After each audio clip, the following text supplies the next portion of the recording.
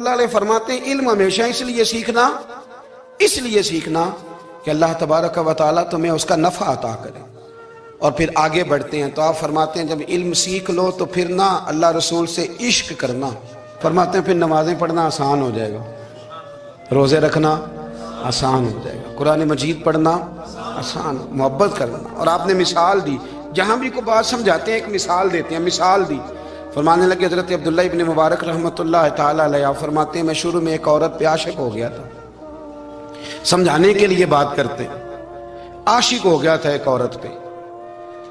تو میں نے عشاء کی نماز اس کے محلے میں جا کے پڑھی. چونکہ میرا مذہبی گھرانے سے تعلق تھا, نماز میں پڑھتا تھا. تو امام صاحب جو تھے نا, یہ داتا صاحب نے لکھا ہے کشف المحجوب, امام صاحب نے نا آیات ذرا لمبی پڑھی.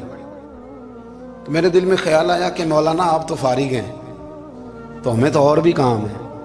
تو کہتے ہیں نماز سے فارغ ہو کے میں اس کے گھر کے چکر لگاتا تھا, ساری رات گھومتا رہتا تھا. وہ چند لمحوں کے لیے چھت پہ آتی تھی, دو ایک بات کرتی تھی, چلی جاتی تھی. حد یہ ہے کہ مجھے کبھی اس پہ غصہ بھی نہیں آیا, اور اس کا انتظار کر کے کبھی میں تھکا بھی. یہ داتا صاحب لکھ رہے ہیں.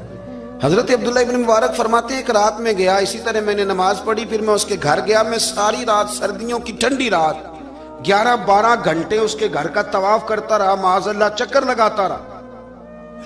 آدھی رات کو سحری کے وقت وہ چھت پہ آئی 1 منٹ کے لیے, اور کہنے لگی گھر میں مہمان بہت زیادہ ہیں, آج بات نہیں ہو سکے گی.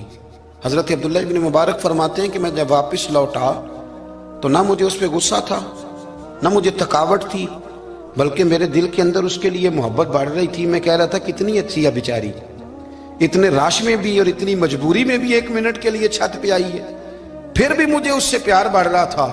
کہتے ہیں جب میں تھوڑا آگے بڑھا تو فجر کی اذان ہو رہی تھی. یکدم میرے اندر سے آواز اٹھی. میں نے کہا عبداللہ اگر تو ایک عورت کے لیے ساری رات کھڑا رہتا ہے, نہ تھکاوٹ ہوتی ہے, نہ غصہ آتا ہے, بلکہ پیار بڑھتا ہے, اگر عورت کے لیے بندہ کھڑا رہ سکتا ہے تو رب رسول کے لیے بھی کھڑا رہ سکتا ہے. پھر تراویح پڑھنا کوئی اتنا مشکل کام نہیں ہے, پھر تہجد کے لیے اٹھنا کوئی مشکل کام نہیں ہے. شرط یہ ہے کہ پیار ہو جائے. ایک عورت کے لیے اگر یہ سارا کچھ ہو سکتا ہے تو اللہ رسول کے لیے بھی ہو سکتے ہیں. فرماتے ہیں میں نے توبہ کر لی, اور پھر میرا حال یہ ہے کہ وہ توبہ کی اور پھر 60 سال گزر گئے, ساری رات مصلی پہ کھڑا رہتا ہوں, مجھے کبھی تھکاوٹ نہیں ہوئی, پھر کبھی تھکاوٹ نہیں ہوئی. تو داتا صاحب کہتے ہیں پہلے علم سیکھ, پھر اس کے بعد اللہ رسول سے پیار کر, اور پیار والی نماز پڑھ, مشقت والی نہ پڑھ, یعنی بوجھ والی نہ پڑھ کہ اب میری جان چھوٹ جائے تو میں بھاگ کے جاؤں, تم ادھر بیٹھو تو میں دوڑ کے نماز پڑھ کے آیا, یہ والی نماز نہ پڑھ. پھر تو آیا تو پھر ذوق پیدا کر, پھر تیرے اندر شوق ہو, پھر تو توانائی والا جذبہ رکھے دین کے معاملے میں. پھر داتا صاحب ایک تیسری بات ارشاد فرماتے ہیں, ایک تیسری بات داتا صاحب کرتے ہیں. داتا صاحب کہتے ہیں کہ یہ یاد رکھ کہ جو تجھے اعزاز ملے گا نا زندگی میں, اعزاز تجھے جو زندگی میں ملے گا, اور کوئی کرامت اگر تجھے ملے گی تو وہ صرف نبی پاک علیہ السلام کی سنت اور شریعت کی وجہ سے ملے گی. تو جتنے مرضی چلے کاٹ لے, وظیفے کر لے, کالا جادو, نیلا جادو, پیلا جادو, جو مرضی تو سیکھ لے, اگر تجھے کوئی اللہ شان دے گا تو صرف اس لیے دے گا کہ تو نبی پاک کے دین پہ عمل کرتا ہے. کس نے لکھا ہے؟ اللہ کرے آپ کو میں یاد کرا سکوں, اللہ کرے ایسا ہو جائے اور میری جماعت سمجھنے لگ جائے کہ داتا صاحب کہتے ہیں سنت شریعت پہ عمل کرنا چاہیے, اور میں کوئی ایسی چھپی چھپائی بات بھی نہیں کر رہا, اس کو چلا دیں, کوئی ایسی چھپی چھپائی بات بھی نہیں کر رہا. کشف المحجوب دنیا کی ہر زبان میں اردو میں ملتی ہے, آپ لے کے دیکھ سکتے ہیں. داتا صاحب فرماتے ہیں اعزاز جو تمہیں ملے گا نا, اگر شان چاہتے ہو, وہ ہمارے نا بہت سارے ایسے لوگ ہیں جو کہتے ہیں کوئی ایسی چیز ہاتھ لگے, اعلیٰ دین کا چراغ ایسے گھسایا جائے اور فوری طور پہ پیر صاحب نے کہہ دیا تو ریل پیل ہو گئی پیسوں کی. تو میں کہتا ہوں یہ تو دین کا مزاج ہی نہیں, یہ تو دین کی طبیعت ہے ہی نہیں, یہ تو ذوق ہی نہیں دین کا, یہ طبیعت ہی نہیں, مزاج ہی نہیں. میرے عزیز داتا علی اجویری رحمت اللہ علیہ فرماتے ہیں تو سنت پہ عمل کر, شریعت پہ عمل کر. اللہ کا قرآن کہتا ہے قل ان کنتم تحبون اللہ فاتبعونی یحببکم اللہ. فرمایا اللہ کا قرآن کہتا ہے کہ جب تو نبی کریم کی غلامی کرے گا نا تو اللہ خود تمہیں اپنا محبوب بنا لے گا, اللہ خود تمہیں اپنا محبوب بنا لے گا تو اور کیا چاہیے. داتا صاحب نے ایک بزرگ کی بات لکھی ہے جو تابعی ہیں. تابعی اس کو کہتے ہیں جو صحابہ کے شاگرد ہوتے ہیں. ایک بزرگ کی بات لکھی جو تابعی ہیں, وہ فرماتے ہیں کہ ان بزرگوں کا طریقہ یہ تھا کہ وہ لوگوں سے چھپ کے نا پہاڑ کے پیچھے عبادت کرتے تھے, اور پوزیشن ان کی یہ تھی کہ کسی سے ملتے نہیں تھے, بالخصوص فجر کی نماز سے لے کر عصر کی نماز تک بکریاں رکھی ہوئی تھیں, ان کو چراتے رہتے تھے فرات کے کنارے اور نفل پڑھتے رہتے تھے. اس وقت کو ملنے بھی نہیں آتا تھا. ایک شخص بڑی دور سے ان کی شہرت سن کے آیا, میں نے تو ملنا ہے. لوگوں نے کہا وہ اس وقت نہیں ملتے, ناراض ہوتے. اس نے کہا اللہ کا بندہ ہے نا, ناراض ہو بھی جائے گا تو لمبا ناراض رہے گا نہیں, اللہ والے جلدی راضی ہو جاتے ہیں. پہنچ گئے. اب وہ بابا جی نماز پڑھ رہے تھے تو کہتے میں نے عجیب منظر دیکھا کہ بابا جی فرات کے کنارے نماز پڑھ رہے ہیں اور ایک بھیڑیا ان کی بکریوں کی حفاظت کر رہا ہے. کہتے میں حیران رہ گیا کہ بھیڑیا تو بکریاں کھایا کرتا ہے اور یہاں چرا رہا ہے. کہتے میں جب گیا تو بابا جی نوافل میں مشغول تھے, مجھے دیکھ کے کہنے لگا اس وقت کیوں آئے. میں نے کہا حضور اگر آئے گیا ہوں تو پھر مہربانی کرے قبول فرما لیں. میں بیٹھ گیا تو میں نے کہا حضور یہ بھیڑیا بکریاں چرا رہا ہے, بھیڑیا اور بکریے کی صلح کب سے ہو گئی؟ تو فرماتے ہیں لمبی تقریر نہیں, ہلکا سا جملہ. فرمانے لگے جب سے بکریوں کے مالک نے رب سے صلح کر لی ہے نا, تب سے بھیڑیوں نے بھی بکریوں سے صلح کر لی ہے. بکریوں کے مالک نے رب سے صلح کر لی, گناہ چھوڑ دیے, اس کی فرما برداری میں آ گئے. اب پھر اسے بکریاں چلانے کی ضرورت نہیں رہی. بکریاں نا اب بھیڑیا چراتا ہے. کہتے ہیں میرے اوپر کپ کپی طاری ہو گئی بزرگوں کی بات سن کے, اور مجھے پیاس لگی اور خواہش آئی کہ پتہ نہیں اب بابا جی کچھ کھلائیں پلائیں گے بھی کہ نہیں, بابا جی کچھ کھلائیں گے بھی کہ نہیں. کہتے میرے دل میں خیال تھا تو بزرگوں نے نا ایک لکڑی کا پیالہ, ان کے پاس وہ غار میں بیٹھے تھے تو ایک چھوٹا سا پتھر تھا, اس کی ڈھلان بنی ہوئی. بابا جی نے اس کے نیچے لکڑی کا پیالہ رکھا, وہ رکھا ہی تھا تو وہ دودھ سے بھر گیا. کہتے انہوں نے مجھے دیا تو ٹھنڈا اور میٹھا دودھ, میری طبیعت خوش ہو گئی. بابا جی نے نا دوبارہ وہی پیالہ اسی جگہ رکھا تو شہد سے بھر گیا. 1000 سال پہلے داتا صاحب لکھ رہے ہیں. کہتے مجھے دیا, میں نے فوراً کہا, میں نے کہا حضور یہ دودھ تو گائیں بھینس دیتی ہے, پہاڑوں سے تو نہیں نکلا کرتا, اور شہد تو شہد کی مکھیاں دیتی ہیں, پتھروں سے تو نہیں نکلتا, یہ آپ کہاں سے نکال رہے ہیں؟ تو کہتے ہیں وہ قرآن مجید پڑھنے لگے. وَإِذِ اسْتَسْقَى مُوسَىٰ لِقَوْمِهِ, جب موسیٰ کی قوم نے ان سے پانی مانگا, فرمانے لگے موسیٰ کی نافرمان قوم پانی مانگے, حضرت موسیٰ پتھر پہ ڈنڈا مارے تو اللہ وہاں سے 12 چشمے جاری کر دے. جو رب حضرت موسیٰ کی نافرمان قوم کے لیے پتھر اور پہاڑوں سے چشمے نکال دیتا ہے نا, وہ محمد عربی کے غلاموں کے لیے پتھر اور پہاڑوں سے دودھ اور شہد بھی نکال دیا کرتا ہے. وہ بزرگ کہنے لگے بس بات یہ ہے کہ آج بھی ہو اگر ابراہیم کا ایمان پیدا تو آگ کر سکتی ہے انداز گلستاں پیدا. کہنے لگا حضور پھر میرے لیے بھی دعا کریں. آپ فرمانے لگے پھر دعا, وہ دعا نہ کرا تو مدینے والے کی غلامی شروع کر, تو نبی کریم کی غلامی شروع کر, تو رسول پاک کی غلامی شروع کر. ایک بات علم, پھر فرمایا اللہ رسول سے محبت, پھر فرمایا حضور کی غلامی. اس سے سارے مکاشفات کھلیں گے, اس سے سارے مشاہدات کھلیں گے, اسی سے کرامتیں ملیں گی, اسی سے مقبولیت ہوگی, اسی سے اللہ نبی کی بارگاہ میں درجہ ملے گا. پھر داتا صاحب آگے بڑھتے ہیں, فرماتے ہیں فقر بھوکے رہنے کا نام نہیں. پورا باب باندھا ہے داتا صاحب نے.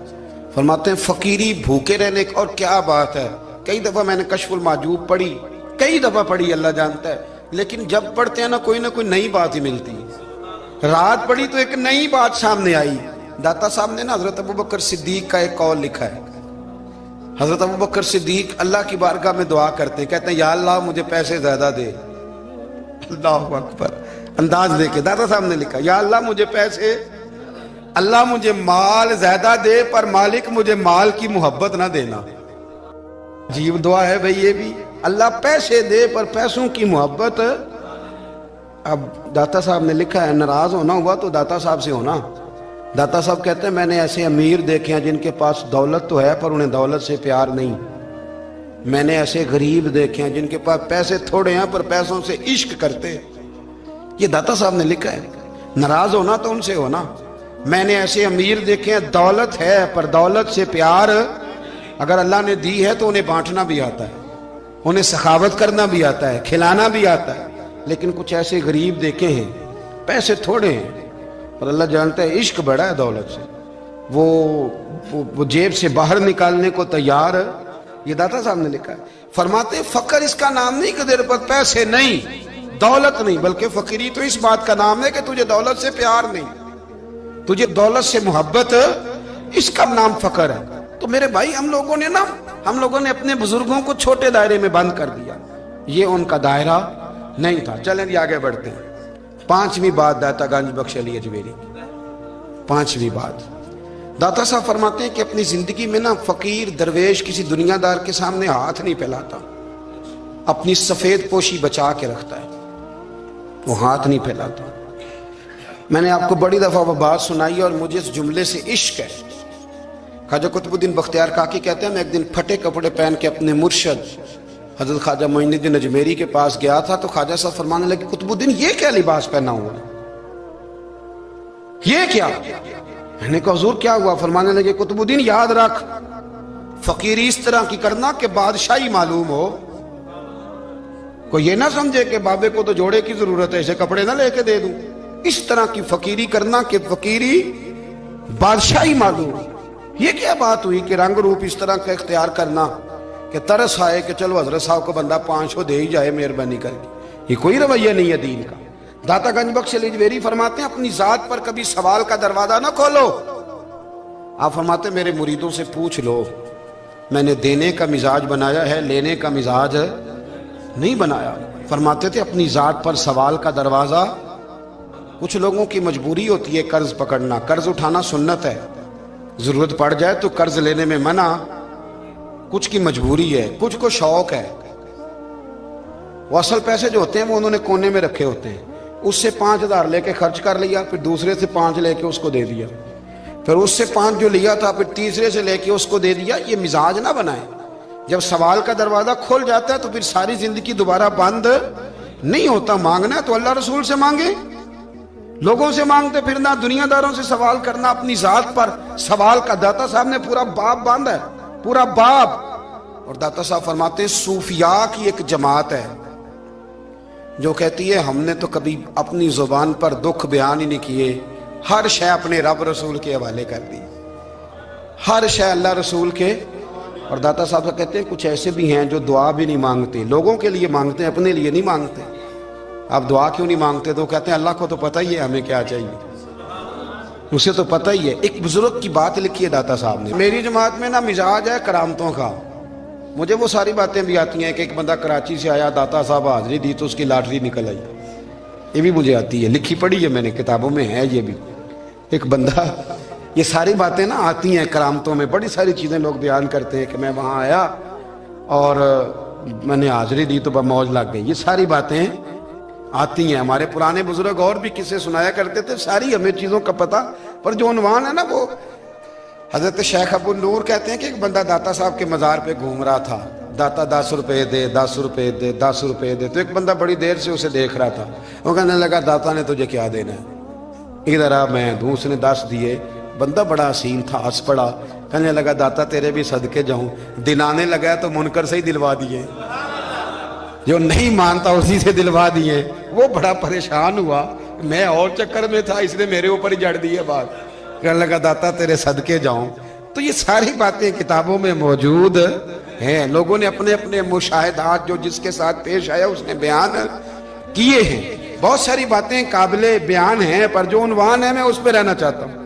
दाता साहब रहमतुल्लाह अलैह फरमाते हैं हमारी तालीमात हैं कि अपने दुख दर्द दुनियादारों से बयान नहीं कर दे, सवाल का दरवाजा लोगों के सामने खोलना।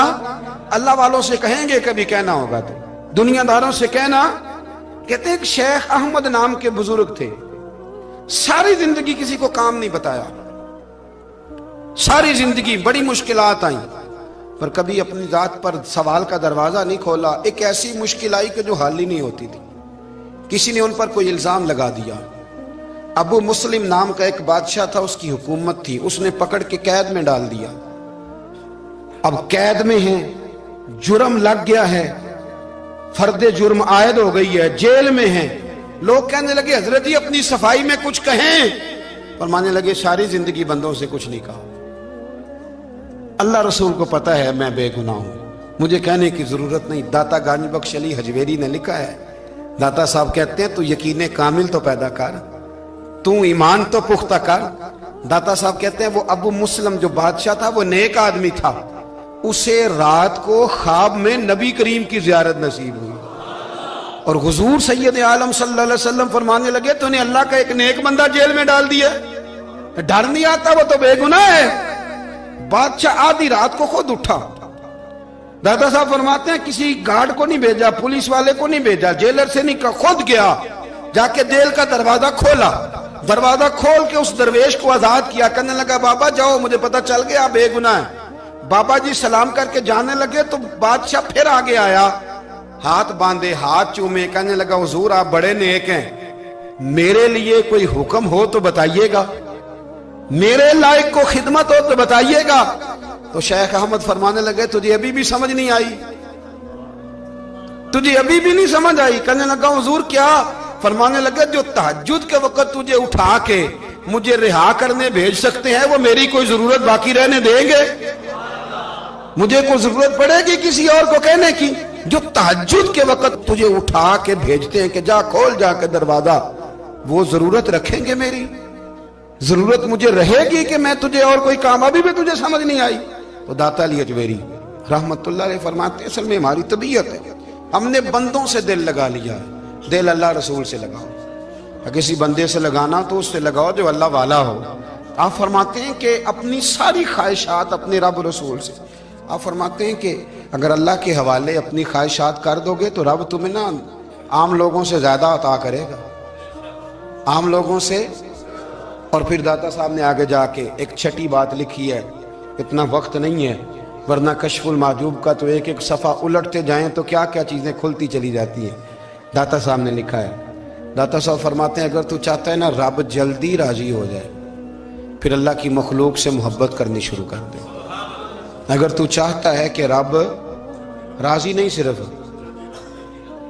جلدی راضی ہو پھر اللہ کی مخلوق سے پیار کر. اللہ خود داتا صاحب اپنی بات کرتے ہیں، کہتے ہیں میں دریائے راوی سے گزر رہا تھا، یہ ایک اور جگہ آپ کی سیرت میں لکھا ہے، یہ کشف المحجوب میں نہیں ہے. راوی سے گزر رہے تھے تو داتا صاحب نے اکثر ٹینڈ کرا کے رکھتے تھے. کئی بزرگ ہیں جو سر پہ بال نہیں رکھتے، ٹینڈ کرائی ہوئی تھی تو کشتی میں گزر رہے تھے تو سامنے سے کچھ نوجوان بھی کشتی میں آ رہے تھے.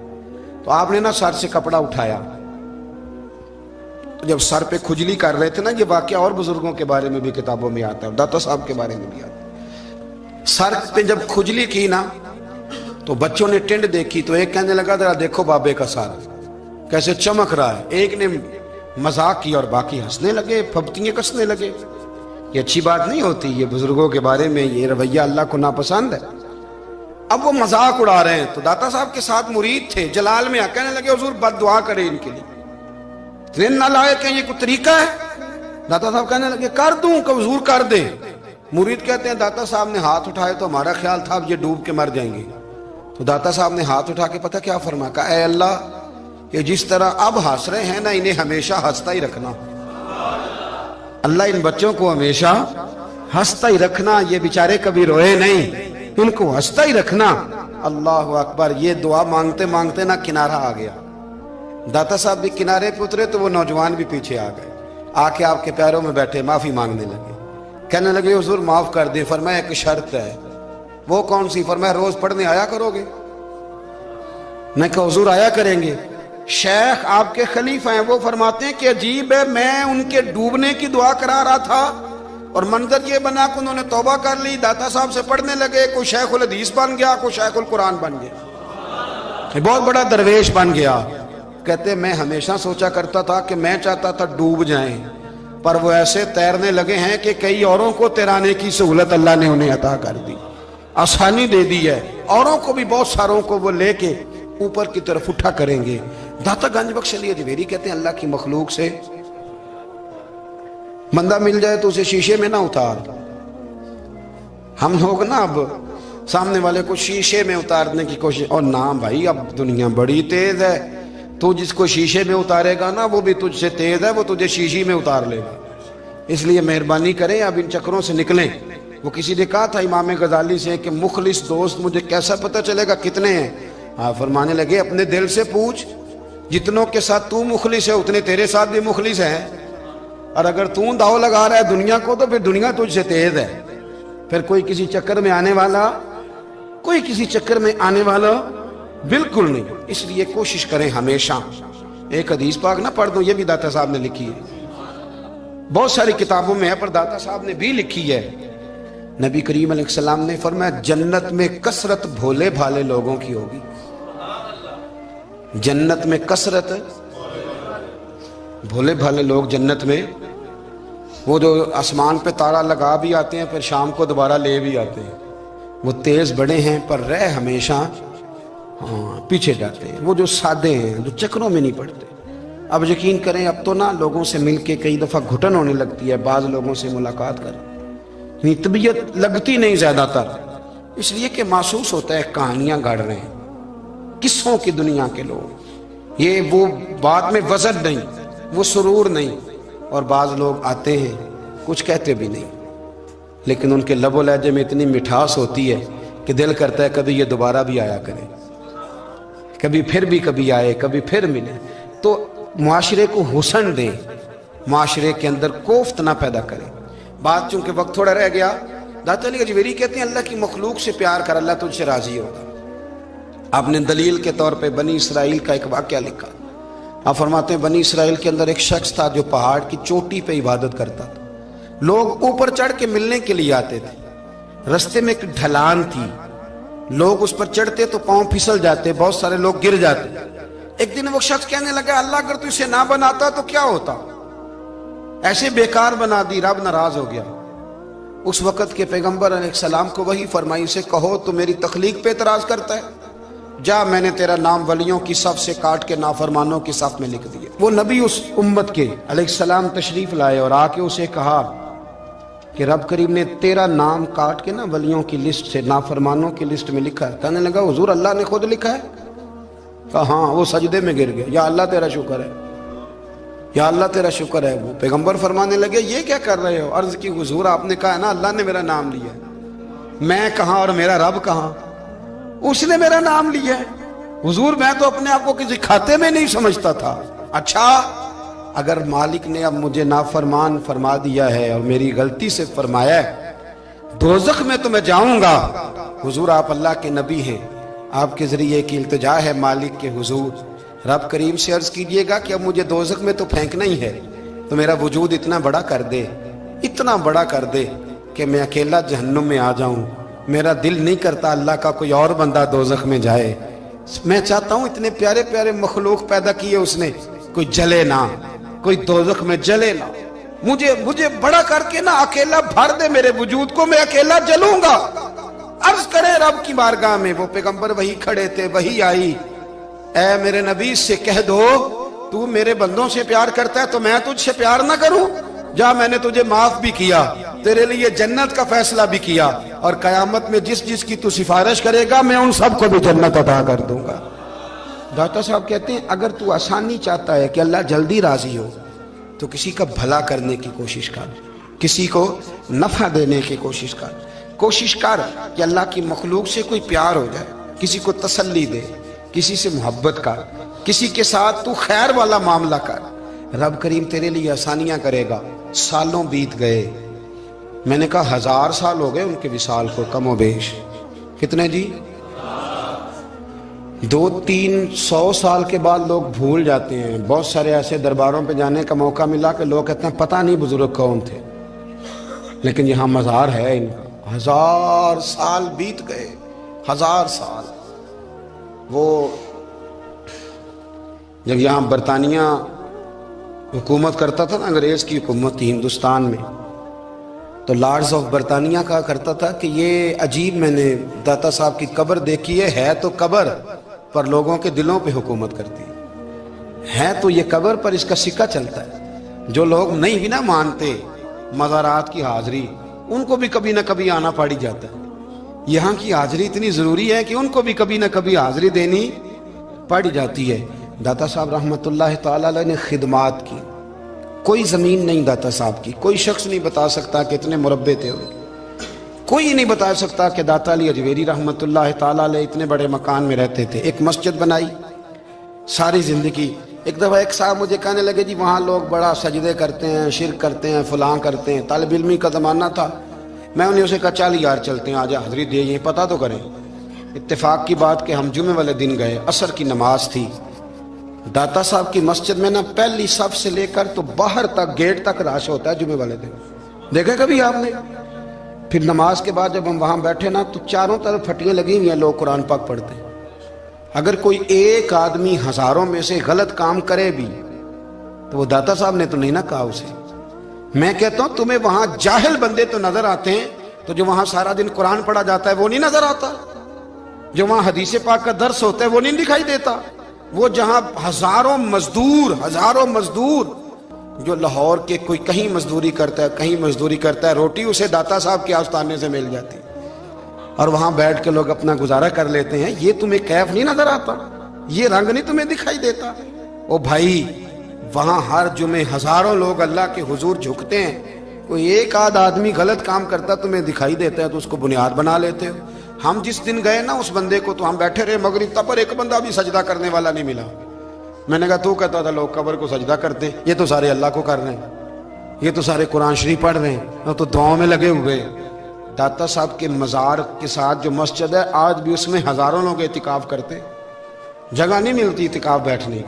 بھائی کیا بات کرتے، وہ تو دنیا سے چلے بھی گئے تو پھر بھی لوگوں کو اپنے مزار پر نمازیں ہی پڑھوا رہے ہیں، قرآن ہی پڑھوا رہے ہیں، جمعے ہی ہو رہے درس۔ داتا صاحب کے مزار پر مدرسہ قائم ہے، جامعہ اجویریہ، درس نظامی کی کلاسیں لگتی ہیں، کتابیں چھپتی ہیں، دین کا کام ہوتا ہے، وہاں ایک پورا انسٹیٹیوٹ قائم ہے۔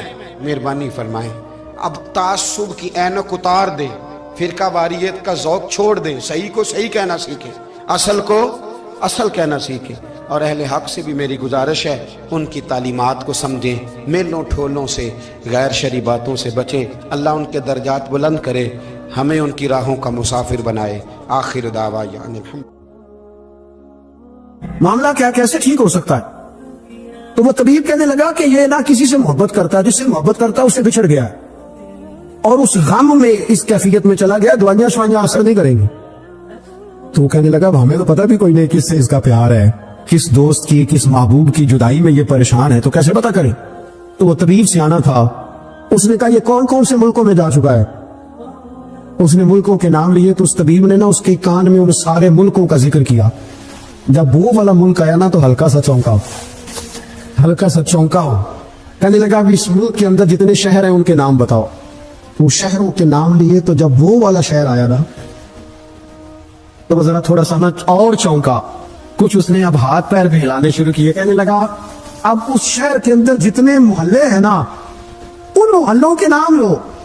اب جو ایک ایک کر کے محلے کے نام لینے لگے تو جب وہ والا محلہ آیا نا، شہر بغداد بھی کی ہے نشانی، اچیاں لمیاں چیراں، شہر بغداد دے ٹکڑے منگساں تے کرساں میرا۔ اور پھر انہیں کہتے ہیں وہ جب اس محلے کا نام آیا نا تو وہ پورا چونک گیا۔ تھوڑے سے لوگ ہوتے تھے، تھوڑی سی آبادی ہوتی تھی، اس نے اس کے باپ سے کہا کوئی طریقہ اختیار کر، اس محلے میں بسنے والے جتنے لوگ ہیں نا ان لوگوں کی فہرست منگا، اس ملک سے، اس محلے سے ان لوگوں کی فہرست آئی۔ جب ایک ایک نام بولے جانے لگے اور جب نام آیا نا محبوب کا، نہ علمہ وچ پھسا سانو تو یار دی گل سنا، اور جب نام آیا نا اس محبوب کا تو پہلے اس کے ہاتھ کانپے، پھر اس کی نظر پھڑکی، پھر اس کی آنکھوں میں آنسو آئے، اور پھر اس نے آنکھیں کھول کے ہاتھ تھاما اپنے باپ کا اور رو کے کہنے لگا بابو آیا ہے، وہ یہاں ہے، ملاقات ہو جائے گی۔ پھر سمجھ آ گئی اس کی شفا کہاں ہے۔ میں کچھ دن پہلے ایک جگہ تعزیت، اور ڈرتا ڈرتا گیا تعزیت کرنے، پرانے جاننے والے تھے، دوستوں کا رشتہ تھا، تو میں ایک ہی بیٹا تھا، تو وہ مجھے پتا چلا کہ ٹرین ایکسیڈنٹ میں انتقال کر گیا، تو میں ڈرتے ڈرتے گیا کیونکہ معاملہ مشکوک تھا۔ اور جب میں تعزیت کے لیے اندر پہنچا تو ہمارے جو انکل تھے، جن کا میرے دوست تھے، وہ ان کے کچھ عزیز کہنے لگا کہ جی آپ کے ساتھ والے باہر جا سکتے ہیں؟ اور میں نے کہا چلے جاتے ہیں۔ میں دوستوں کو گاڑی میں بھیج دیا، اور جب میں نے اس سے بات چیت کی कहने लगा मेरा बेटा एक्सीडेंट तो मैंने बनाया, वो तो खुदकुशी करके मरा है। शादी के 11 साल बाद खुदा ने एक बेटा दिया था और मुझसे गलती ये हुई, मैंने कहा मेरे बेटे को तकलीफ कोई ना आए। उसके मुंह से जो निकला मैंने उसे दिया, जो उसने मांगा मैंने दिया। कहता जो शख्स 16,000 महीने का कमाए और बेटे को 40,000 का मोबाइल खरीद के दे, कहते मैंने हर सहूलत उसे दी। फिर एक अमीर की लड़की से यूनिवर्सिटी में पढ़ते हुए उसका ताल्लुक बना। बच्ची के मैसेज भी मैंने अपने मोबाइल, उस बच्चे के मोबाइल में देखे और इस लड़के ने जो मैसेज सेंड किए वो भी मैंने देखे। फिर मैं घर पहुंच गया, मैंने बेटे से मिन्नतें की कि बेटा वो हमें रिश्ता नहीं देंगे, तुम्हारी बरादरी भी छोटी है और हमारे जेब में पैसे भी कोई नहीं। फिर मैं उनके घर गया, बेटा ना माना और मैंने उस शख्स को बुला के कहा तेरी बेटी के मैसेज है, खुदा रा ख्याल कर, और तेरे तो 7 बच्चे हैं, मेरी गोद में तो एक ही फूल खिला है, मैं किधर जाऊं, ख्याल कर। उसने कहा दोबारा तूने नाम लिया तो ऐसे केस में बाप बेटे को फंसाऊंगा कि सारी जिंदगी निकल नहीं सकोगे। निकल। मैंने बेटे से कहा कि बेटा मैंने पगड़ी तक रखी है पर मुझे रिश्ता नहीं मिला, तू बाज आ जा। कहने लगा 3 रातें मेरा बेटा सोया नहीं और मुझे कहने लगा अगर जी वो 4थी रात सोया है तो दोबारा उठा दे, तो दोबारा उठा नहीं। मुझे कहने लगा मुझे इजाजत दो कि मैं इस बेटी को भी कत्ल कर दूं और इसका बाप भी कत्ल कर दूं, मेरा तो घर उजड़ गया ना। वो कहने लगा मैं कभी कभी दोस्तों के पास जाके रात गुजार लेता हूं और मैं अपने दिल को सुकून दे लेता हूं, लेकिन उसकी माँ उसके जूते सीने से लगाए फिरती है, उसकी अम्मा उसके पुराने कपड़े लेके सीने से लगाए फिरती है। कहने लगा हज़रत जी कोई कोशिश करो, कोई दुआ करो कि अल्लाह मेहरबानियां करे। मैं कह तो नहीं सका उनसे, लेकिन मेरे दिल में ख्याल आया कि किसने कहा था कि बच्चा यूनिवर्सिटी में को एजुकेशन में दाखिल कराओ, किसने कहा था कि इसके हाथ में आग का अंगारा दो। मेरे दोस्त आप तेज आग जला के उसके करीब मक्खन रखो और फिर मक्खन से कहो कि डलना ना, फिर मक्खन से कहो कि पिघलना ना। भाई तेज आग करीब जला दिया तू कहता पिघलना, ये कैसा मुमकिन है? हो सकता है? बोलिए ना, हो सकता है। हजरत सैयदना अबू बकर सिद्दीक फरमाते हैं मैं हुजूर के सामने बैठा, एक शख्स आया, उसने आकर के कहा या रसूलुल्लाह सल्लल्लाहु तआला अलैहि वसल्लम ये मेरे हाथ के अंदर खंजर है, मैं कत्ल करके आया हूं। कातिल खड़ा हुआ। एक तरफ कुरान मजीद का हुक्म है कि जिसने एक आदमी को कत्ल किया पूरी इंसानियत को कत्ल किया। हुजूर ये खंजर है, कत्ल करके आया हूं। मेरे मुस्तफा ने फरमाया किसको कत्ल किया? उसकी हुजूर सगी बहन को मारा है, सगी बहन थी, मैंने कत्ल कर दी। मेरे नबी पाक सल्लल्लाहु अलैहि वसल्लम ने फरमाया क्यों मारा? प्यार नहीं था। अबूबा बहन से किसको प्यार नहीं होता? बड़ा प्यार था, और मारा क्यों? तो सहाबी रोने लगे, कहने लगे महबूबा मैं बड़ा प्यार करता था, पर वो काफिरा थी, मुशरिका थी, बड़ा प्यार करता था। जब भी उसके पास जाता वो आपके बारे में बात छेड़ देती। मैं उसको कहता सारा कुछ कर ले, मेरे नबी के बारे में बात न करना। मैं हर शय सह लेता, पर मुस्तफा करीम की जात के बारे में मैं कोई बात बर्दाश्त करने की ताकत नहीं रखता। ये वाला जुमला ना कहना। मैं उसको रोकता, मना करता, वो बाज ना आती। कहते आज उसने इतनी सख्त बात की कि मैं उसका गला काट आया हूँ, कत्ल कर दिया है। हुजूर मेरे लिए हुक्म क्या है? तो नबी पाक ने फरमाया जा तेरे ऊपर कोई सजा नहीं, तूने जो किया है अच्छा ही किया है, ये अच्छा कर डाला है जो तूने किया है। एक सहाबी नाबीना थे, आंखों से नजर नहीं आता था, रिश्ता कोई नहीं देता था, माजूर आदमी थे, निकाह हुआ, शादी हुई, 2 बेटे दिए अल्लाह, घर बस गया, बीवी कपड़े धो के देती, खिदमत करती, रोटी पका के देती, बच्चे बड़े हसीन थे। और वो सहाबी खुद फरमाते नाबीना सहाबी कहते मोतियों की तरह के मेरे बच्चे, जो भी आता आके कहता तेरे मोतियों की तरह के लाल हैं। लेकिन आप फरमाते हैं एक सुबह ऐलान हो गया, मदीने में शोर हो गया कि उस नबीना सहाबी की बीवी कत्ल हो गई, किसी ने खंजर पे दबाया, मर गई है। कहते हैं उसके लवाहिकीन इकट्ठे हुए, दरे रिसालत इमाम पे आए, आगे कहने लगे हुजूर हमारा कातिल ढूंढ के दे, हमारी बेटी को किसने मारा? मेरे रसूल पाक ने मजमे पे नजर डाली, फरमाया भाई मुझे कहने की जरूरत ना पड़े, अगर कातिल मौजूद है तो खुद उठ जाए। खुद उठे।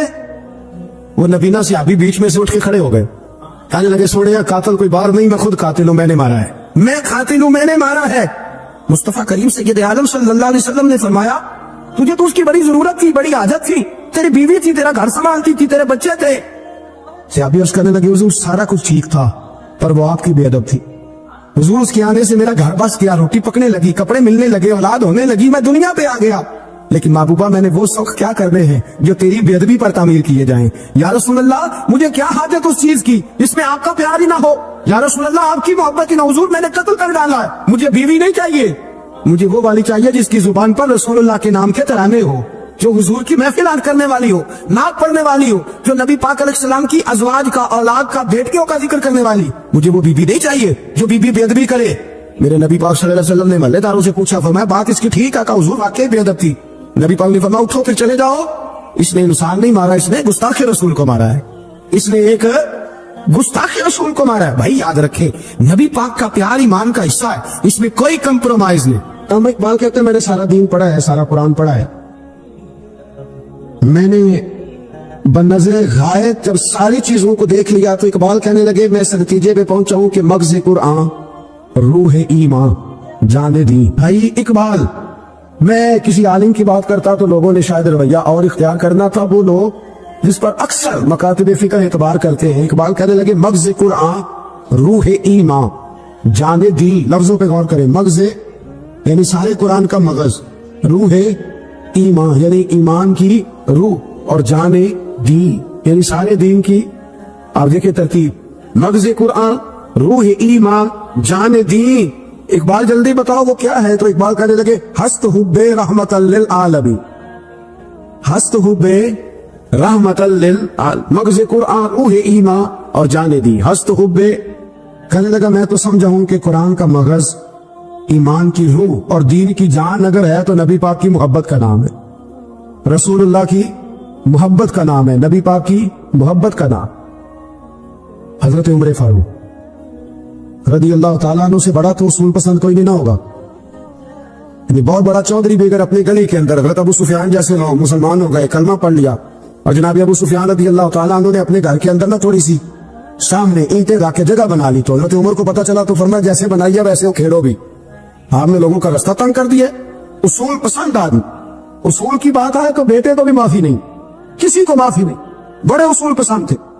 اتنی لوگوں نے کہا عمر تو بڑا اصول پسند ہے, پر یہ مسجد نبی کی گلی میں جو نبی پاک کے چچا حضرت عباس کا پرنالہ لگا ہوا ہے اور وہ سب لوگوں کے کپڑے کیچڑ سے بھر دیتا, وہ پرنالہ نہیں نظر آتا, گلی میں لگا ہے.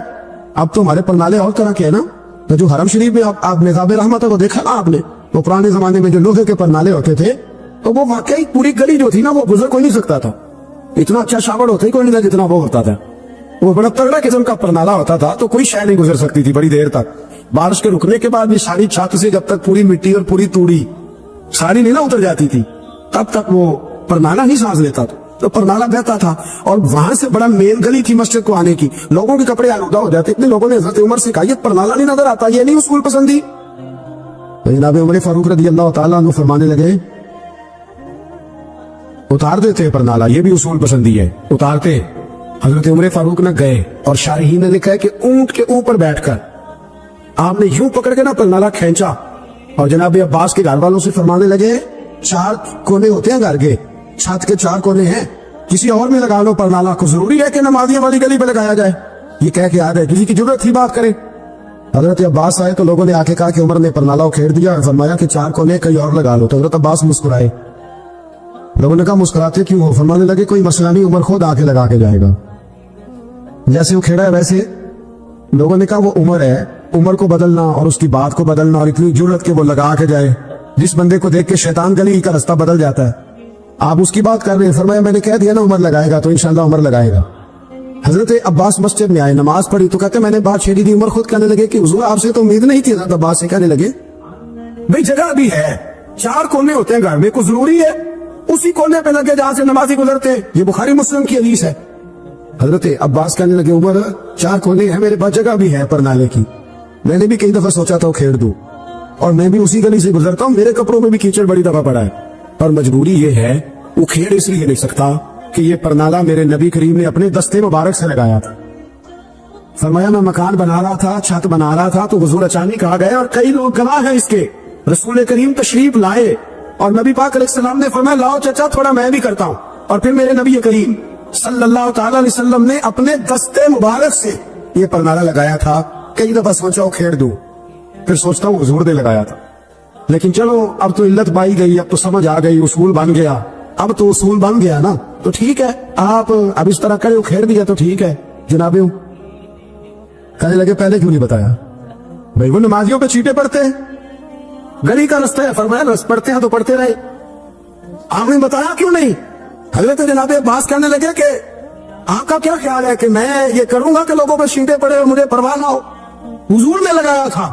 حضرت عمر فاروق نے نا جناب عباس کا بازو تھاما, تن تندور تے ہڈاں دا بالن, بازو تھاما اور تھام کے نا اسی جگہ لے گئے جہاں پر نالا کھیڑا تھا. پہلے تو اونٹ پہ چڑھ کے لگایا تھا نا, تو اب کہنے لگے حضرت عباس سے کہ آپ نا میرے کندھوں پہ چڑھ گئے, میرے کندھوں پہ تن تندور تے ہڈاں دا بالن, اشی ہاواں نال تپایا ہے, کپ کپ مکیاں پیڑے کیتے, اتو عشق پلے چلایا, تن دا سالن تے من دی ہانڈی, لون صبر دا پایا, غلام فریدہ وے میں ساری تیری. تینوں وجہ یقین نہیں آیا؟ فرمایا خود لگائیے. حضرت عباس رضی اللہ تعالیٰ عنہ اوپر نالا لگا کے اترے, حضرت عباس بھی رو رہے تھے اور جناب عمر بھی رو رہے تھے, آنکھوں میں آنسو تھے. فرمایا ہم یہ نہیں دیکھیں گے کہ علت کیا ہے, وجہ کیا ہے, ہم تو یہ دیکھیں گے کہ رسول اللہ کی نسبت کیا ہے. نبی کریم علیہ الصلوۃ والسلام کے دستے مبارک لگ گئے, ساری وجوہات ختم ہو گئی. اب جس کے کپڑوں میں پانی پڑتا پڑے, جس کو تکلیف ہوتی ہے لیکن چونکہ یہ رسول پاک صلی اللہ علیہ وسلم نے دستے مبارک سے لگایا ہے, تو مزاج یہ ہے کہ جہاں بات آئے گی ذات رسالت کی, وہاں باقی کے قانون چھوڑ دیے جائیں, وہاں باقی کے معاملات چھوڑے جائیں گے, وہاں تکلف سے نکلا جائے. پھر نبی کریم علیہ السلام سے نا بڑے شروع میں بڑے آگا ایک صحابی تھے, حضرت برا بن مالک نام تھا, چھوٹی سی عمر تھی. حضور گلی سے گزرتے نا کبھی تو جذبہ تھا بڑا, چھوٹی عمر, بعد میں لکھا صرف 14 سال کے تھے, بعد میں لکھا نہیں 14 تو زیادہ ہے, 12 سال عمر تھی. عشق لگا سی کھیڑا کھیڑ دی, 12-14 سال عمر. اصل میں نا بچوں کی ڈائریکشن ٹھیک نہیں, ان کی ڈائریکشن ٹھیک ہو نا تو یہ چوکوں میں کھڑے ہو کے موبائل پہ گیمیں نہ کھیلے اور معاذ اللہ میسج نہ کریں, بلکہ یہ مسجد میں بیٹھ کے نبی پاک کی نعتیں سنیں. ہم نہ وہ کام کر نہیں سکے, میرے جیسے لوگوں نے بڑی کوتاہی کی زندگی میں, ہم محبت رسول کا پیغام بانٹ نہیں سکے. ہم نے اپنی بیماریاں دیکھی, اپنی تھکاوٹیں دیکھی, یہ دیکھا کہ فلاں شہر کیسے جائے, فلاں شہر کیسے جائے. ہم وہ کام کر نہیں سکے جو ہمیں کرنا چاہیے تھا. ذمہ تھا, باپ کی ذمہ ہے. نبی پاک نے فرمایا ماں باپ کی ڈیوٹی ہے اپنی اولاد کو میری محبت سکھائیں, پر ہم وہ رنگ دے نہیں سکے, ہم وہ مزاج دے نہیں سکے, ہم نے وہ کوتاہی کی. ہم نبی پاک کا حسن, حضور کی سیرت, اخلاق عالیہ, کردار, گفتار, رفتار, انداز, تربیت, وہ ساری باتیں قوم کو بیان نہیں کر سکے, اس لیے لوگ وہاں پہنچے نہیں. ورنہ مغز قرآن روح ایمان جانے دی, ہست ہو بے رحمت للعالمین, ہم وہاں تک لے جا نہیں سکے. حضرت برا بن مالک نا 12 سال کی عمر ہے, 12 سال. نبی پاک گلی سے گزر رہے تھے تو دوڑ کے آ گئے, آ کے نا حضور سے چمٹ گئے. عرض کرنے لگے حضور کوئی حکم بتائیں, میرا دل کرتا ہے آپ کی بات مانو, کوئی حکم حضور. مجمع الزوائد میں حدیث, اس ایک حدیث کے لیے نا میں کو 5,000 روپے کی پوری کتاب, پوری 10 جلدیں خرید کے لایا تھا ایک حدیث کے لیے. پیاری بڑی ہے, شاندار بڑی ہے, اور میرا دل کیا, میں نے کہا جس کتاب میں ہے نا ساری کتاب ہی منگا لو. کچھ چیزیں بڑی انسان کو انوکھی لگتی ہے نا. حضرت برا بن مالک رضی اللہ, چھوٹی سی عمر ہے, حضور سے لپٹ گئے تو حضور نے فرمایا بیٹے کیا ہوا؟ عرض کرنے لگے حضور کوئی حکم بتائے, میرا بھی دل کرتا ہے عمل کرو. تو حضور میں چھوٹے چھوٹے کام بتاتے ہیں دکان سے, بچوں کو یہ بتانا ہوتا ہے نا دکان سے لے آ, یہ کر دے, فلاں کو بلا لے. لیکن حضور ان کی غیر موجودگی میں ان کا ذکر بڑا کرتے. ایک دن کچھ لوگ کہنے لگے حضور بڑا ذکر کرتے ہیں, پر وہ کرتا تو چھوٹے موٹے کام ہے بچہ. نبی پاک نے ایک دن ارادہ کیا کہ ان کو تجربہ نہ کرائے کہ وہ پیار کتنا کرتا ہے. رسول کریم فرمانے لگے میں جو کہوں گا کرو گے؟ حضور کروں گا. فرمایا جاؤ اپنے باپ کی گردن کاٹ کے لاؤ. کس کے لیے؟ جی ابھی. حضور نے فرمایا اپنے ابا کا سر کاٹ کے لاؤ. تو وہ دوڑے. ایک روایت میں کہ مولا علی کے گلے میں تلوار لٹک رہی تھی, یوں کھینچی, اور اس نے جذبات سے دوڑے کہ حضور نے فرمایا اسے پکڑ لو ورنہ یہ گردن کاٹ بھی لائے گا, پکڑ لو اسے ورنہ یہ کاٹ دے گا. اللہ کی قدرت کے تھوڑا وقت گزرا تو وہ بیمار ہو گئے. دن میں 2 مرتبہ میرے نبی پاک تیمارداری کر دیتے. ایک شام رسول کریم تشریف لے گئے تو حضور سرانے بیٹھے, ماتھے پہ ہاتھ رکھا تو کریم محبوب ان کے باپ کی طرف کان میں کچھ کہا, ان کے والی سے حضور ہونے لگے. اور پھر حضور نے دوبارہ ماتھا چوما, پیار کیا اور چلے گئے. حضرت برا بن مالک چھوٹی عمر تھی, کچھ نے لکھا طلحہ بن برا نام تھا ان کا. تو حضرت طلحہ بن برا نا اپنے ابا کو قریب بلایا اور چارپائی میں بٹھایا. کہنے لگے ابا جی حضور کیا فرما گئے؟ کہا بیٹا تیرے والی بات نہیں. کل بتائیے. کہا نبی کریم علیہ السلام نے فرمایا کہ شام کو نا میرے طلحہ کا انتقال ہو جائے, اور جب اس کی روح پرواز کر جائے تو مجھے خبر کرنا, میں آ کے جنازہ پڑھاؤ. ٹھنڈ بڑی تھی, مدینے میں ٹھنڈ بڑی تھی. حضرت طلحہ نے نا اپنے باپ کا ہاتھ پکڑا اور اپنے سینے پہ رکھا. کہنے لگے ابا حضور تو جو فرما گئے, پر میری وصیت یاد رکھنا, نبی پاک کے دین کا قانون یہ ہے کہ جب کوئی انتقال کر جائے تو جلدی دفن کرو. اس طرح کرنا, رات کا وقت ہوگا, جب میرا انتقال ہوگا تو فوراً غسل دے کے نا دفن کر دینا, نبی پاک کو خبر نہ کرنا, نہ بتانا. عمر دیکھو اور بات دیکھو. کب حضور کو کیوں نہیں بتانا؟ حضور خود فرما کے گئے تو کہنے لگے رات کا وقت ہوگا تو جن گلیوں سے حضور نے گزر کے آنا نا وہ یہودیوں کے محلے ہیں، ایسا نہ ہو کہ میرے جنازے کی وجہ سے کوئی یہودی میرے نبی کو تکلیف دے دے، میرے جنازے کی وجہ سے، جنازے کی وجہ یہاں کہتے ہیں حضرت صاحب مجھے بڑا پیار ہے آپ سے، پر میرے گھر ضرور پہنچے، جیسے مرے یا جیے، ماں شام کو آپ کو پہنچنا پڑے۔ میرے رسول کریم علیہ السلام کے غلاموں نے دیکھو انداز محبت کیا بیان فرمایا، کہا نبی پاک کو تکلیف نہ ہو میری وجہ سے، میرا جنازہ خود ہی پڑھ کے مجھے دفن کر دینا۔ ان کا انتقال ہو گیا، رات کو دفن کر دیا، صبح حضور تشریف لائے، وہ محبوب جنہیں اللہ نے غیب کے خزانوں کی کنجیاں عطا فرمائی، فرمایا بتایا کیوں نہیں، مجھے بتاتے نہ خود جنازہ پڑھتا، میں خود نہ قبر میری تے میرے اپیرا جے کر پاوے پھیرا، قبر دے اندروں ہڈیاں اٹھ کے مجرا کر سن تیرا، کہا بتایا کیوں نہیں، خبر کیوں نہیں کی، میں جنازہ پڑھتا، میں خود پہنچتا۔ تو بابا پڑے عرض کرنے لگے حضور میرا تو پتر تھا، میرے لیے اس سے بڑی سعادت کیا ہوتی کہ آپ جنازہ پڑھاتے، پر اس نے وصیت کر دی کہ حضور کو بتانا نہیں تکلیف ہوگی۔ نبی کریم فرمانے لگے بتاؤ مجھے اس کی قبر کہاں ہے۔ اور یارو غور کرنا، ساری دنیا گنبد خضرا روضہ رسول پہ اور نبی پاک ایک غلام کی قبر پہ تشریف لو، خود نبی کریم گئے اور آج حضور نے دعا انوکھی فرمائی، فرمایا اے اللہ جب میرا طلحہ تجھ سے ملے نا تو ذرا اس سے مسکرا کے بات کرنا، جو تیری شان کے لائق، رسول اللہ کی محبت، نبی پاک کی غلامی، رسول اللہ کا پیار۔ اعلیٰ حضرت کہتے ہیں جان ہے عشق مصطفیٰ، روز فضو کرے خدا، او بھائیو جس کو ہو درد کا مزہ وہ نازے دوا اٹھائے کیوں۔ اور اعلیٰ حضرت فرماتے ہیں جلنا تو ہے، کوئی دولت کے لیے جلتا ہے، کوئی شہرت کے لیے جلتا ہے، کوئی اقتدار کے لیے جلتا ہے۔ فرمانے لگے اے عشق تیرے صدقے جلنے سے چھٹے سستے، جو آگ بجھا دے گی وہ آگ لگائی ہے۔ اگر آج یہ ارادہ کر لینا کہ ہم نے لوگوں کو آسانیاں دینی ہیں، تو میرا یہ خیال ہے کہ صبح خیر نہیں خیر کثیر بٹنی شروع ہو جائے گی۔ اگر ہم یہ ارادہ کر لیں کہ میں نے لوگوں کو آسانیاں، وہ ہمارا مزاج نہیں نا، ہم آسانی لینا چاہتے۔ اگر ہم بحیثیت مسلمان تھوڑی تھوڑی خدمات سر انجام دینے لگے، تھوڑا تھوڑا سوچنے لگے، دیکھیں رسول کریم کی سوچ مبارک کیا ہے۔ بدر کے لوگ قیدی ہو کے آ گئے، کفار تھے وہ، اب حضور نے فرمایا فیصلہ یہ ہوا مجلس شورا میں صحابہ کی میٹنگ میں کہ فدیہ دیں گے اتنے اتنے پیسے تو آزاد کر دیے جائیں گے۔ کچھ لوگ ایسے تھے جو فدیہ نہیں دے سکتے تھے لیکن حساب کتاب لکھنا پڑھنا جانتے تھے۔ اب حساب کتاب کی تو دین میں بھی ضرورت ہوتی ہے نا، آپ کو وراثت تقسیم کرنی ہے، کئی کام کرنے ہیں، تو نبی پاک علیہ الصلوۃ والسلام نے بھی نا وہاں امت کا سوچا، فرمایا تم اس طرح کرو مسلمانوں کے 10 بچوں کو لکھنا پڑھنا سکھا دو، میں تمہیں آزاد کر دیتا ہوں۔ بحیثیت قوم کی فلاح و بہبود کے لیے جو نبی پاک کے نظریات ہیں، جو حضور کے افکار ہیں، ان 10 بچوں کو لکھنا پڑھنا سکھا دو۔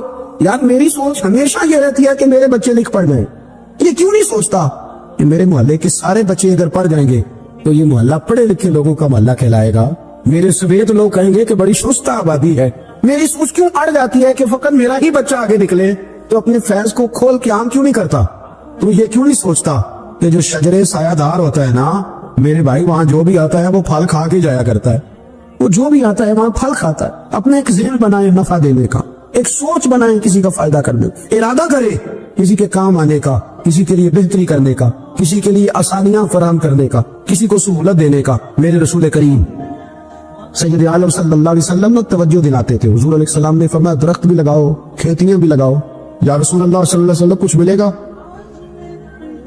تو حضور نے فرمایا اس کھیت سے، اس درخت سے جب تک کوئی جاندار فائدہ اٹھاتا رہے گا اللہ تمہارے نام اعمال میں نیکیاں درج فرماتا رہے۔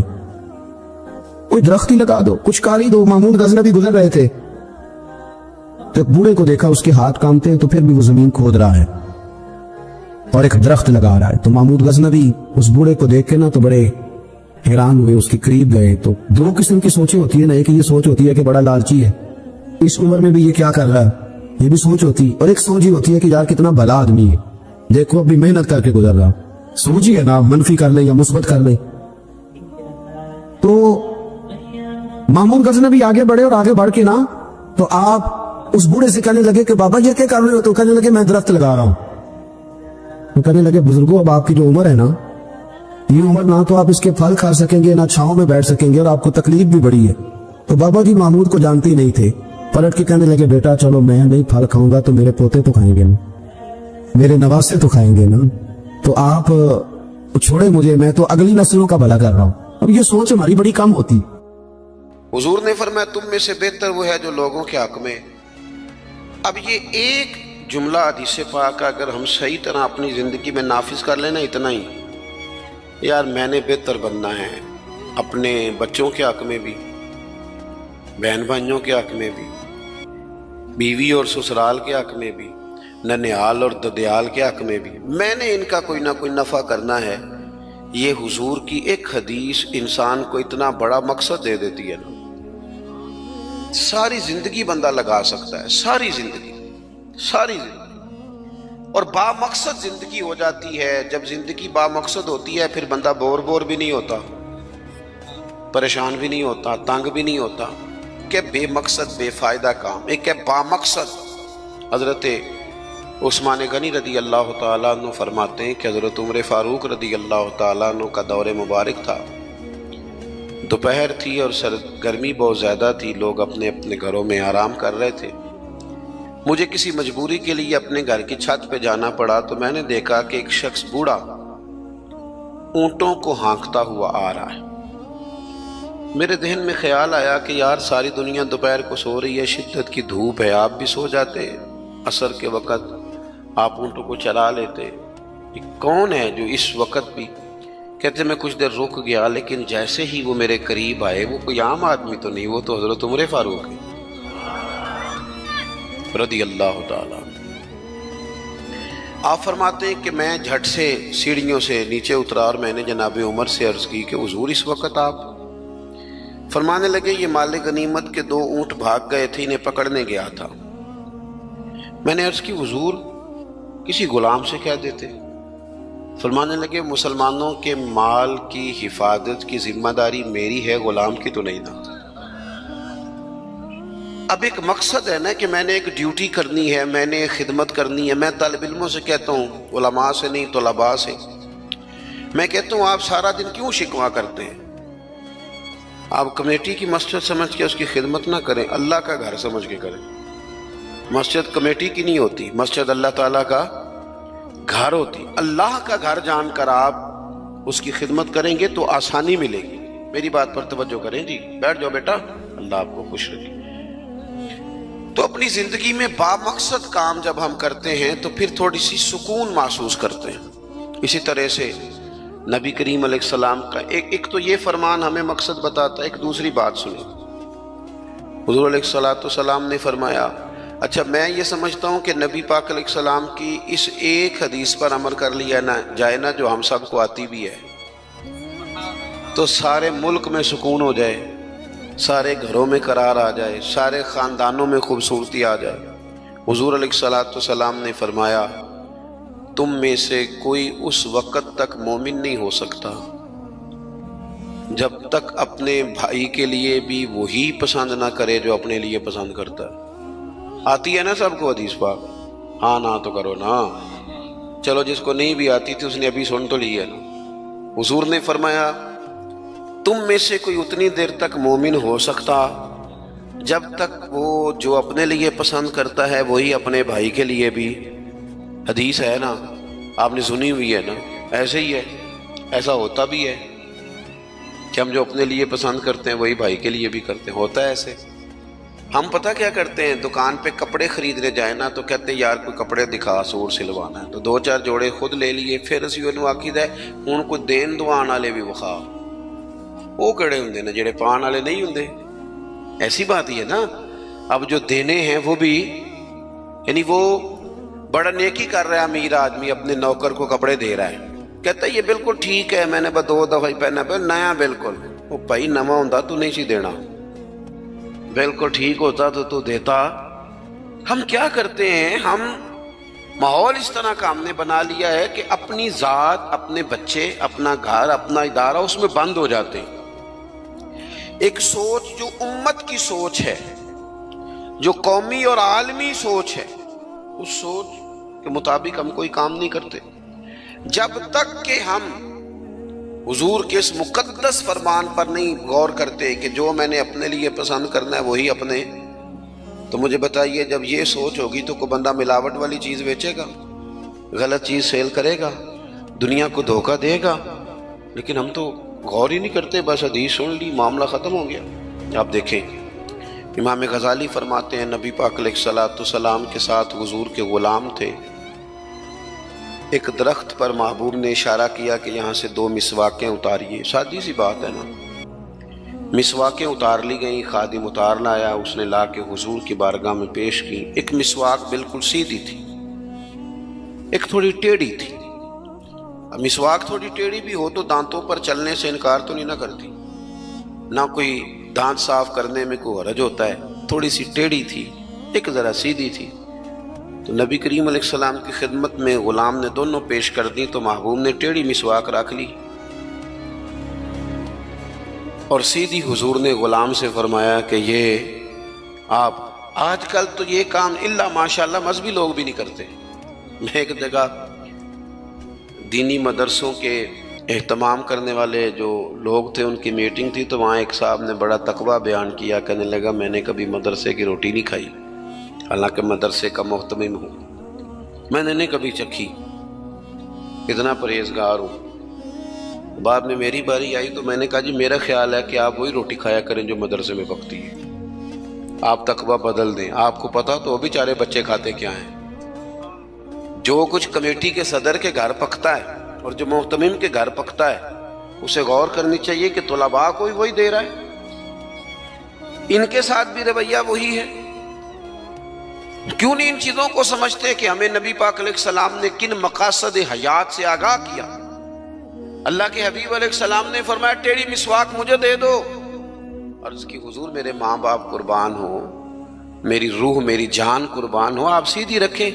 حضور نے فرمایا نا بھئی میں نے خود ہی تو امت کو قانون دیا ہے کہ مومن وہ ہے جو اپنے لیے پسند کرے وہی اپنے بھائی کے لیے بھی پسند کرے۔ اخلاقاً ایک بات اپنے دل سے پوچھیں، میں اپنے آپ سے پوچھوں، کیا ہمارا بہو کے بارے میں بھی وہی ذہن ہے جو بیٹی کے بارے میں؟ وہ ساری گنجائشیں، وہ ساری معافیاں جو بیٹی کو ملتی ہیں، اور نہیں ابھی بچی ہے تو نہیں ابھی چھوٹی ہے تو نہیں ہم نے ابھی کام کرائے نہیں تو نہیں ابھی مطلب اس پر کوئی بوجھ ڈالا نہیں تھا تو نہیں ذرا یہاں ماحول اور تھا، یہ جتنی کہانیاں بیٹی کے حق میں یاد ہوتی ہیں۔ مومن تو وہ ہے نا جو اپنے لیے پسند کرے وہی اپنے، تو یہ ساری کہانیاں بہو کے حق میں کیوں نہیں یاد آتی؟ یہ کیوں نہیں یاد آتی؟ یہ جو ہم اپنے داماد کو مشورہ دے رہے ہوتے ہیں کہ چل پتر غصہ نہ کر، آہستہ آہستہ ٹھیک ہو جائے گی، تو یہ والا مشورہ اپنے بیٹے کو کیوں نہیں دیتے بہو کے حق میں؟ خدا کے بندو، جب مومن کے اعلیٰ اخلاق ہوتے ہیں، اس کے مقاصد حیات بڑے ہوتے ہیں، وہ چھوٹی چھوٹی کچی کمزور باتیں نہیں کرتا، خود غرض زندگی نہیں گزارتا، اس کا یہ سٹیٹس ہی نہیں ہوتا کہ بس اپنی ذات سے شروع ہو اور اپنی ذات پر وہ ختم ہو جائے۔ وہ بڑی باتیں کرتا ہے، بڑے خیالات کا مالک ہوتا ہے، بڑے حوصلے ہوتے ہیں اس کے، اس کا ظرف بڑا ہوتا ہے، اس کی سوچ بڑی ہوتی ہے، اس کا مزاج بڑا ہوتا ہے۔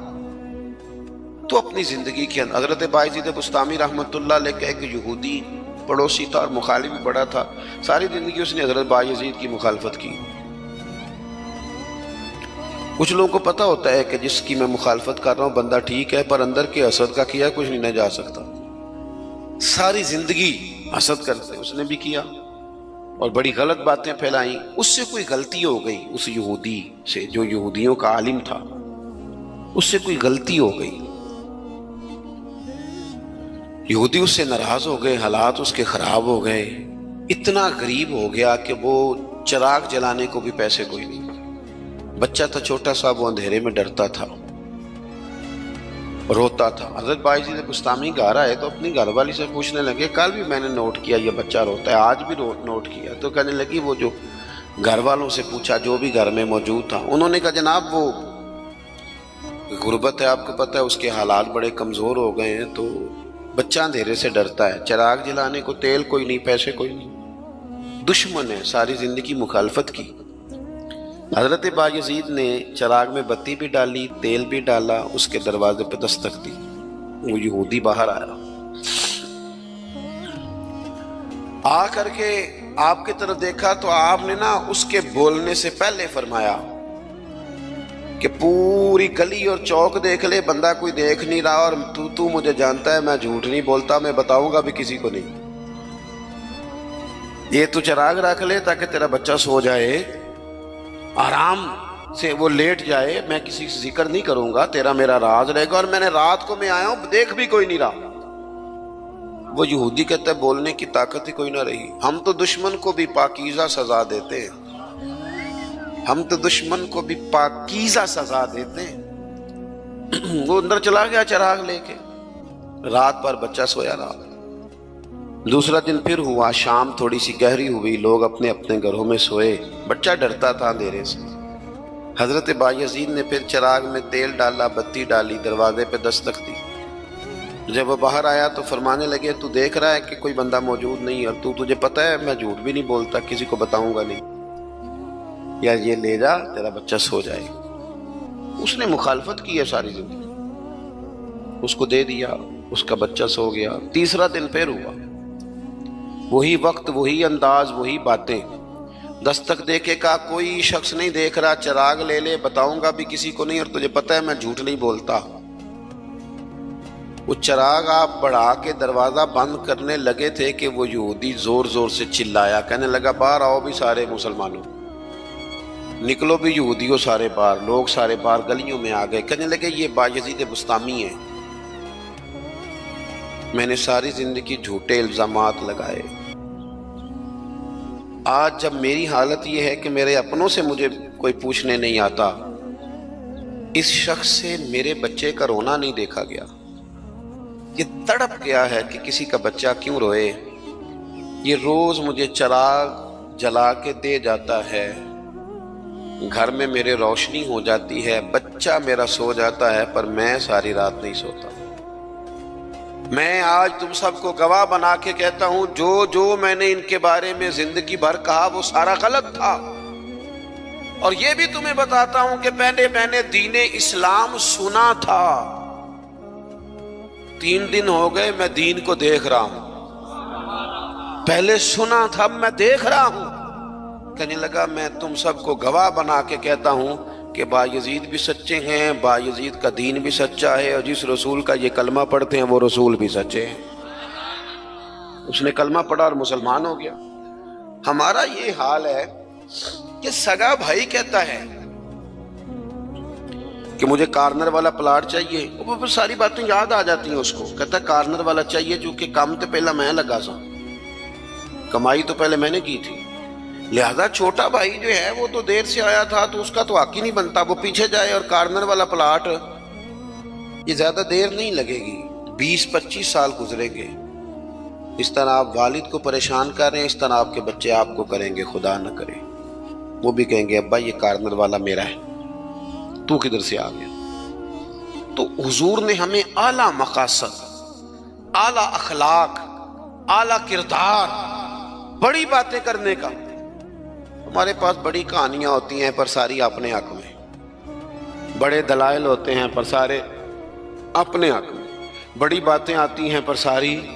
ہمارے ایک بزرگ کہا کرتے تھے میں ایسے بیوقوفوں کو جانتا ہوں جو کوئی چیز بھی پھینکے نہ تو اپنے گھر میں پھینکتے ہیں، حالانکہ بھولے بھلے بیوقوف اپنے گھر میں پھینکیں۔ تھوڑی سی نا خود غرضی کی چادر اتاری جائے، بڑی سوچیں پیدا کی جائیں، بڑے مقاصد پیدا کیے جائیں، تھوڑا سا نا بندہ کسی کے لیے بھی کبھی دعا کرے، کبھی اس کی آرزو ہو کہ کسی اور کے حق میں بھی وہ خیر کا جملہ کہے۔ حضرت مولا علی شیر خدا کرم اللہ تعالی وجہہ الکریم، میں نے یہ دیکھا ہے کہ جو بندے جس کے بچے روز 4,000 کے برگر کھا جاتے ہیں نا، اس کا ملازم اگر کہہ دینا کہ جناب اس دفعہ نا میرے لیے کچھ مشکل آ گئی ہے، کو 5,000 ایڈوانس چاہیے، تو جس کے گھر میں روز بچے کھانا پکنے کے باوجود 4,000 کا فاسٹ فوڈ کھاتے ہیں، وہ ملازم سے کہہ رہا ہوتا ہے تو خرچے کیوں نہیں کٹ کرتا، اپنی طاقت کے مطابق خرچ کر۔ دوسروں کو نصیحت کرنا آسان ہے، لیکن کیا مسئلہ ہے کہ ہم اپنے بچوں کے حق میں جتنی آسانیاں چاہتے ہیں وہ دوسروں کے بچے نہیں، دوسروں کی اولاد نہیں۔ دوسرے کے گھر میں روشنی ہوگی تو ہم کیا سمجھتے ہیں کہ دنیا سے روشنی کم ہو جائے گی؟ कभी भी नूर बांटने से नूर कम नहीं होता। एक शम्मा से हजारों दिए भी जल जाएं तो पहली वाली की रोशनी में कभी कभी नहीं आती। इसलिए छोटी सोचों से बाहर निकला जाए, बड़ी मजबूत मुस्तहकम ये सोचे जिंदगी में पैदा की जाए। अगर हम महदूद जिंदगी गुजारेंगे तो फिर ठीक है, अपनी जात से बात शुरू होती है, अपनी जात पे खत्म हो जाती है। और ये इस मुल्क में ये बाकायदा प्रमोट की गई हैं चीजें, प्रमोट। जब तक कोई मेरे साथ चल रहा है तब तक वो बिल्कुल ठीक है, और जिस दिन मेरे साथ नहीं उस दिन कोई नहीं समझ आ रही आपको मेरी बात। हमें सारी दुनिया को भी बदनाम करना पड़े तो हमने हर उस शख्स पर इल्जाम लगाना है जो मेरे खिलाफ है। ऐसा ना करें। आप इन चीजों से थोड़ा बाहर निकले, और ये सारे ही काम करते हैं, किसी एक का नहीं मसला, सब सियासी समाजी फलाई इल्ला माशाअल्लाह मजहबी। जो मेरे साथ है वो ठीक है, जो मेरे साथ नहीं बंदा ही ठीक नहीं, सिरे से बात ही खत्म हो गई। वो खुदा के बंदो, ये दावा सिर्फ नबियों को सजता है, सिर्फ रसूलों को सजता है। बाकी कोई शख्स ये दावा करे तो दावा उसका 100% गलत। तो अपनी जिंदगी के अंदर इन बातों पर जरूर गौर करें कि आला हजरत मौला अली शेर खुदा करमल्लाहु ताला वजहुल करीम घर से निकले, अपने गुलाम से कहने लगे आज जरा खरीदारी करने चले। बाजार तशरीफ ले गए, वहां से ना 2 सूट खरीदे, एक जरा कम कीमत का था, एक जरा ज्यादा कीमत का था। अब वो खरीद के दोनों थैले में डाल लिए। आपका खादिम कहता है मैं समझ गया जो महंगा है वो आका का है और जो सस्ता है वो गुलाम का है। कहते लेके वापिस आए, वो चौक आ गया, वो जगह आ गई जहाँ से हज़रत मौला अली ने अपने काशाना नूर पे जाना था और मैंने अपने घर जाना था। कहते हैं हज़रत मौला कायनात फरमाने लगे ज़रा मेरे वाला जोड़ा मुझे देना। कहते मैंने वो महंगा वाला निकाल के हज़रत अली को पेश किया तो फरमाने लगे ये नहीं मेरा, मेरा तो वो दूसरा है। मुझे बताएं कि रोब कपड़ों का होता है कि किरदार का? बोलिए। हाँ, 10 लाख का जूता हो और 20 लाख का जोड़ा हो, 1.5 करोड़ की पजारो हो और जनाब 20 करोड़ का घर हो, पर पैसे हो करप्शन के, तो लोग कोठी के दरवाजे पे खड़े होकर कह देते हैं गलत माल है इसके पास, बंदा ठीक नहीं।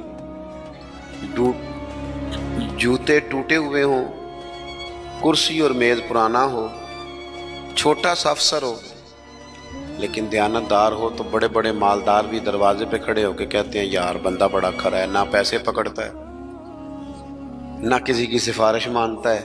हमारे शहर में हाजी अबू दाऊद मोहम्मद सादिक साहब रहमतुल्लाह अलैह बुजुर्ग थे, तो मैंने बड़ी पजारों से उतरने वाला पीर भी ना बड़ी पजारों से मिलने आया। वो भी पहले चेन वाली घड़ी उतारता था, फिर अपनी दाढ़ी देखता था, नमना लेवल तो हाजी साहब सादे से बंदे। तो बात समझ में आती थी कि रोब कपड़ों का नहीं होता, रोब तो किरदार का होता है। अगर किरदार मजबूत है तो कपड़े सादे भी हों तो गुजारा हो जाता है, लेकिन किरदार कुछ भी ना हो, लोग पैसों के जोर पर, दौलत के जोर पर, माल के जोर पर, बल्कि बाद लोग तो ऐसे हैं जो खुशामदियों के जोर पर अपने दाएं बाएं इधर उधर जो उनके वजीफा खार नमक खार खुशामद पसंद है उनके जोर पर अपने आप को मनवाना चाहते हैं। किरदार असल है, किरदार हुस्न है, किरदार राहनाई है। आप हमेशा तब बड़े होंगे जब आपके अखलाक में, मुआमलात में, लेन देन में सफाई होगी, फिर लोग आपको बड़ा जानेंगे। हज़रत मौला अली शेर खुदा करमल्लाहु ताला वजहुल करीम, उससे कहा ये नहीं मेरा, मेरा तो दूसरा है। तो कहा ठीक है जनाब दूसरा है, तो हुजूर आप आका हैं, आपका कैसे दूसरा है, आपका तो ये है। हज़रत अली कहने लगे नहीं नहीं, वो जो सस्ता, मेरी बात की समझ आ रही है आपको, वो जो सस्ता जोड़ा है ना वो मुझे दो।